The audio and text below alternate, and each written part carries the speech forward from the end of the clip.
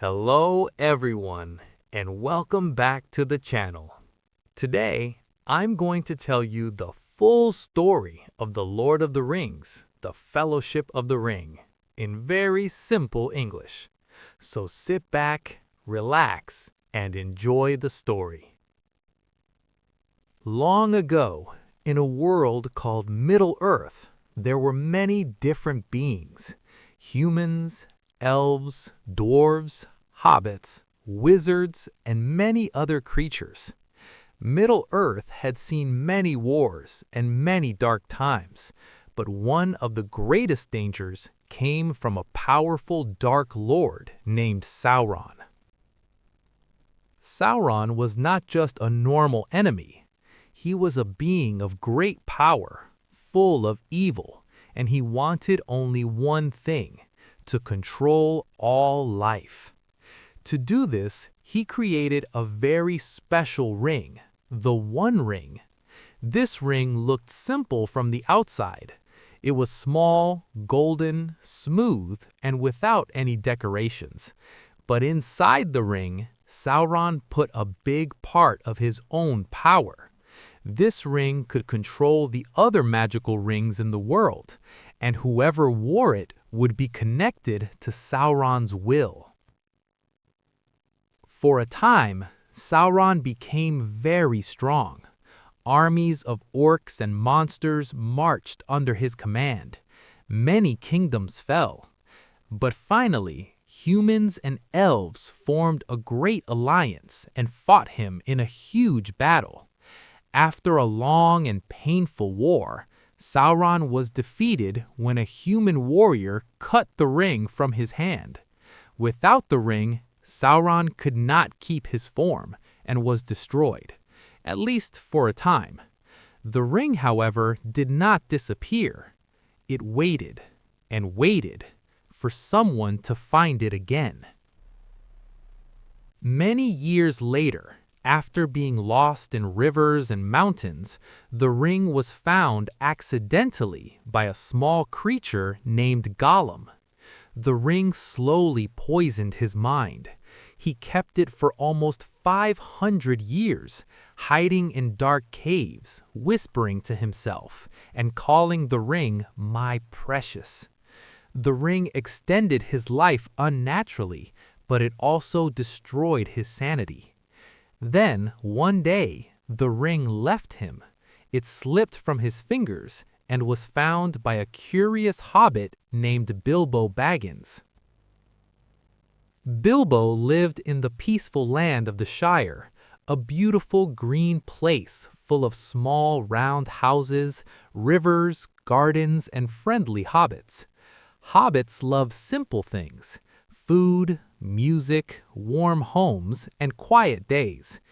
Bilbo was no different, except for one thing. He had once gone on a great adventure with a company of dwarves. During that adventure, he found the ring deep inside Gollum's cave and took it with him, not knowing its true power. Bilbo kept the ring for many decades. He used it only to disappear when he wanted to escape trouble or play a harmless joke. But he also began to notice something strange. He didn't feel older. While his friends aged, Bilbo stayed almost the same.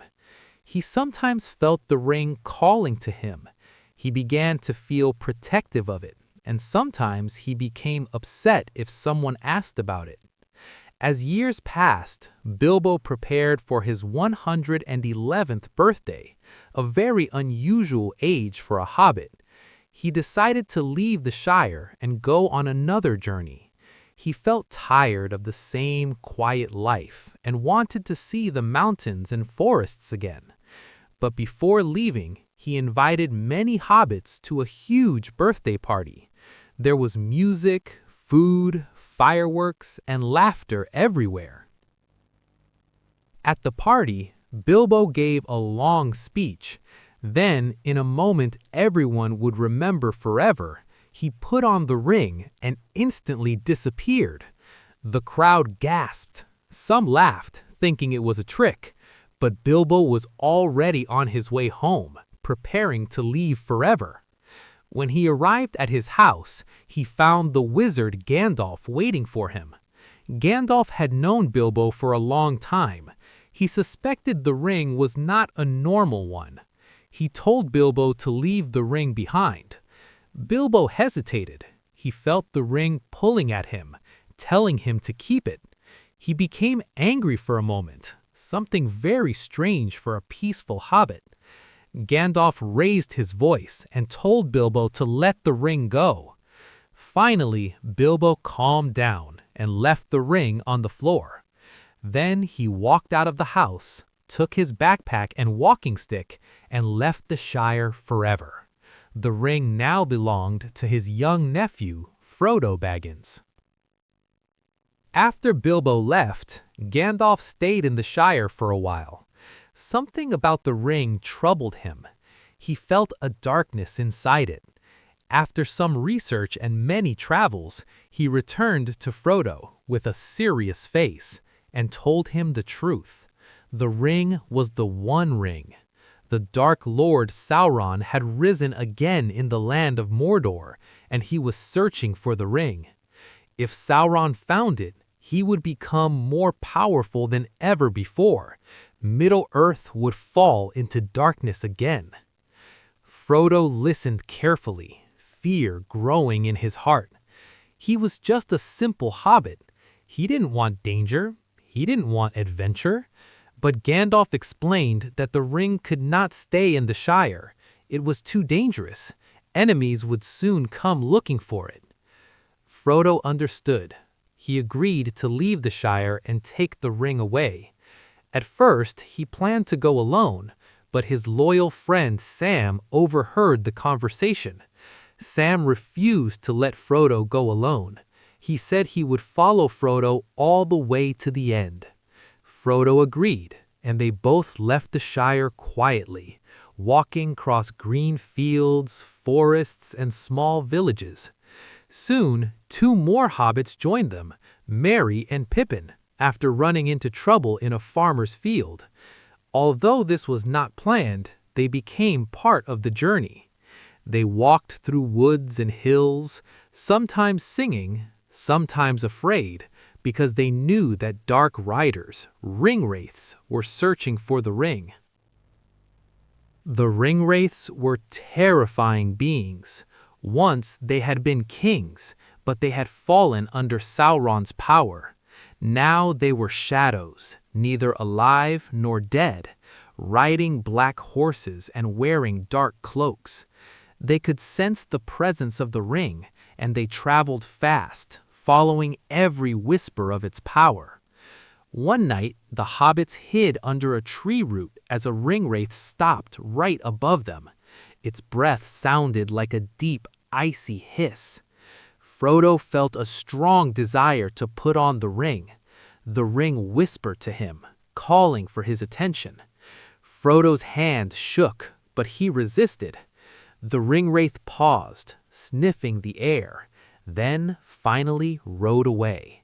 The hobbits breathed again, shaking with fear. They continued their journey until they reached a village called Bree. There they stayed at an inn named the Prancing Pone.